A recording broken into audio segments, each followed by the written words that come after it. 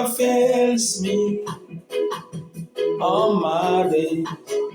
I'll be held in your arms from the moment that I wake up till I lay my head. I will sing of the goodness of God. Welcome back to my usual Facebook channel, Leadership Development and Administrative Talk. I'm coming your way from the root of Kwano University. My name is Professor Paul Allieu Kamara, your usual coach.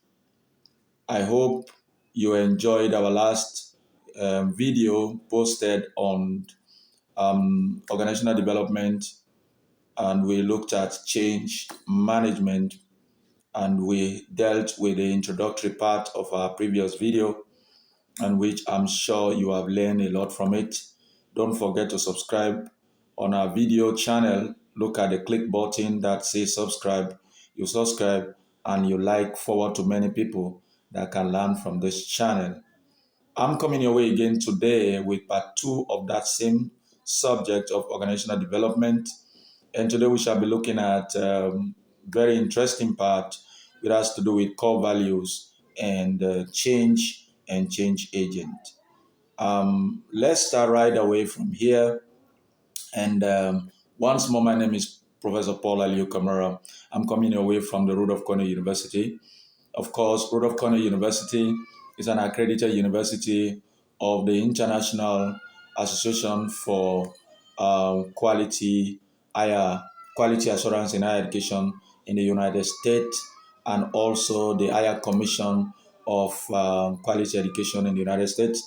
And we are accredited and also partner with the California University and the Global Interfaith and the Brainier, etc. Many other partners we are working with, both in America, the United States, UK, Canada, and around the world. I am pleased to be your coach on this program. Let's begin right away from here. And yesterday we dealt with the overview, the historical content of the organizational development, and today briefly we'll be looking at the core values.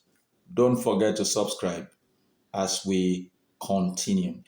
Today we look at the core values of OD. Remember, yesterday I said OD for short is organizational development.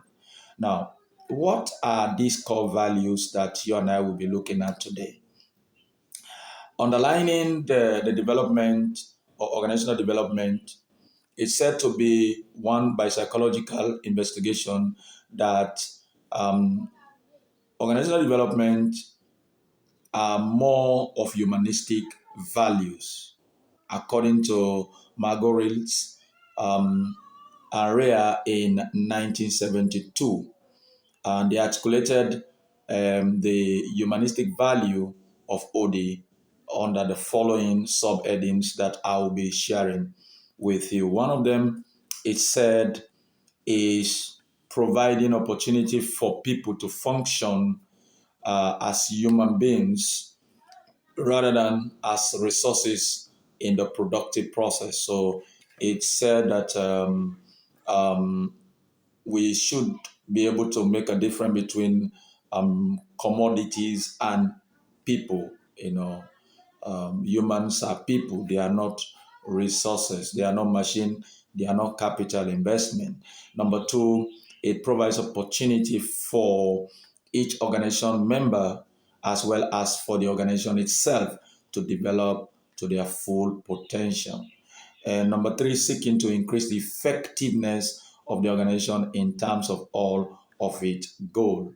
And number four, attempting to increase an environment in which it is possible to find exciting and challenging work.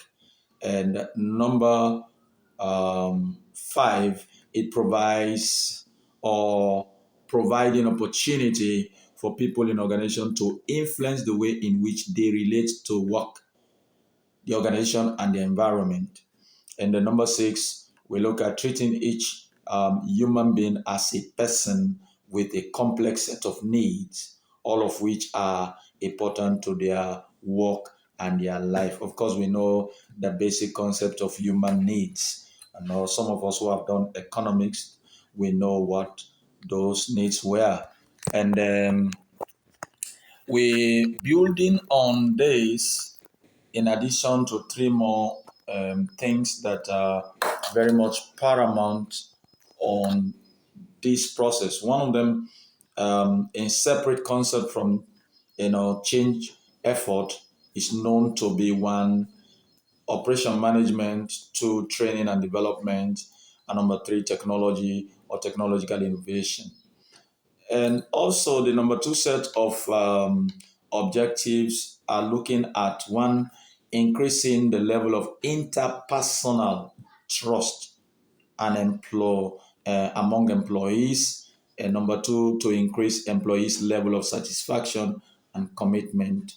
And then number three, to confront problem instead of neglecting them when need arises. Number four, to effectively manage conflict. And number five, to increase corporate and collective, collaboration among employees. And number six, to increase organization problem solving. Number seven, to the number seven aspect of it is to put in place processes that will help improve the corporate ongoing operation of organization on a continuous basis. Now, we look at objective three. This is an objective of organizational development which serves as a framework that keep in view situation. You know, as we all know that we know that situations are varied when it comes to organizational development.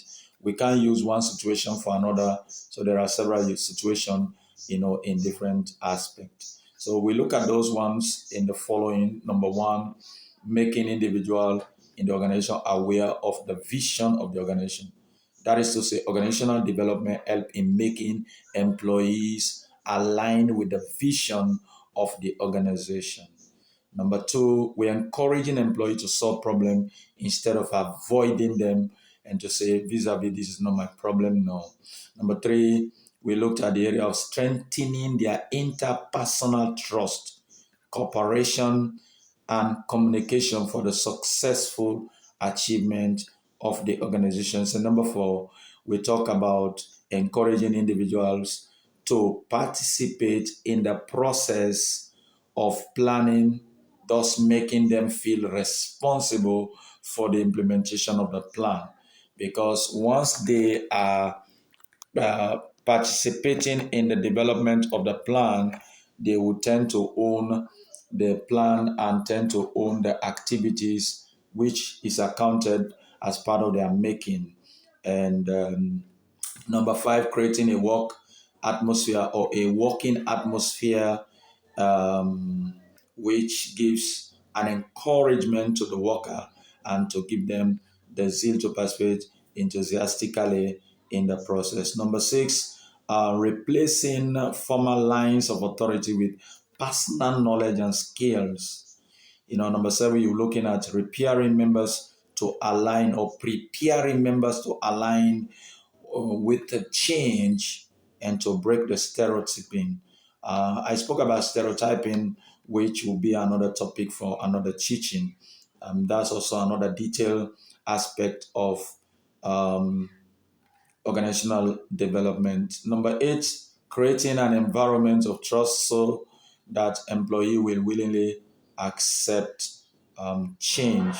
Now, let us look at three key aspects this moment, and then we go into our next teaching.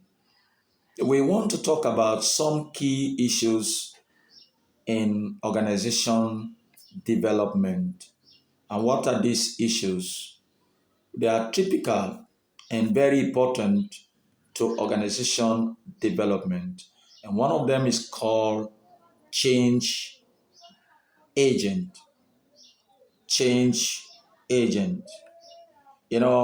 According to organizational development thinking, organization development provides manager with a vehicle for introducing change systematically by applying a broad selection of management techniques.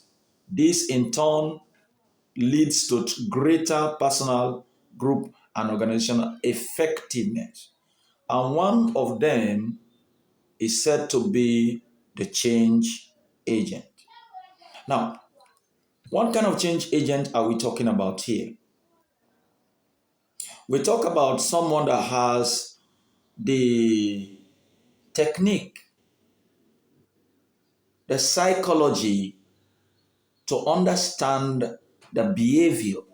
So they are called a change agent in the sense used here, not an expert in such function as accounting, production, or finances, no, or finance, no. We talk about the agent that has a change mental understanding or expert. So the change agent is a behavioral scientist who knows how to get people in an organization involved in their own problem, in solving them. A change agent means or main strength is a comprehensive knowledge of human behavior supported by a number of intervention and techniques. This could be discussed later. But what I meant to say was this, that the change agent can be either external or internal to the organization. One, an internal change agent is an agent that is usually a staff, a person who has expertise in the behavioral science, in the intervention or technology of OD. For example, like Beckard report reveals cases in which line people have been tailored in OD and have returned to their organization to engage in successful change assignment. In the nature of evolution of change, mechanism in organization, these would seem to be approaching the ideal arrangement. Now, researchers at the Oxford University found that leaders can be effective agents within their organization, within their own organization, if they are strongly committed to knowledge. Knowledge of leadership targeted towards organizational development. These men, in their 3 years of study in UK health organization, the researchers identified three major mechanisms through which knowledge leaders actively transported appropriate or contended change concept, effectively translated and embedded this organizational practice. And the change agent may be a staff, inline member or inline member of the organization who is schooled in OD theories and techniques. In such a case, the contractual relationship is an in-house agreement that should probably be excited with respect to all of its conditions involved in the process. What are these three? Let's look at them quickly. Number one, the sponsoring organization. One is the sponsoring organization. So now, the initiative for OD program often comes from an organization that has the problem or anticipating a problem and be willing to accept that indeed this is a problem. This means that top management or someone authorized by top management is aware that a problem exists and has decided to seek help in solving it. There is a direct analogy here to the practice of psychotherapy. The client or patient must actively seek help in finding a solution to his problem. So as you can see, there is need to accept that there is a problem, and then also the problem victim must accept that they need help. And this indicates a willingness on the part of the client organization to accept help and assures the organization that management is actively concerned. Number two, applied behavioral science. One of the outstanding characteristics of OD that distinguishes inform or distinguishes from most other improvement program is that it is based on a helping relationship. Some believe that the change agent is a physician to the organization's illness, that he or she does not examine the patient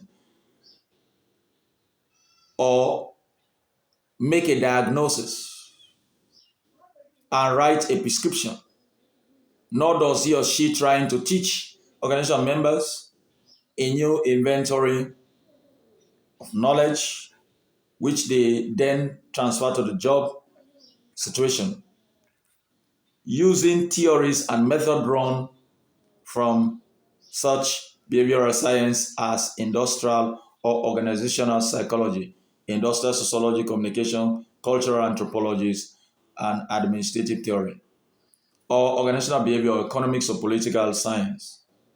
The change agent main function is to help the organization define and solve its own problem. The basic method used is known as action research. This action or this approach, which is described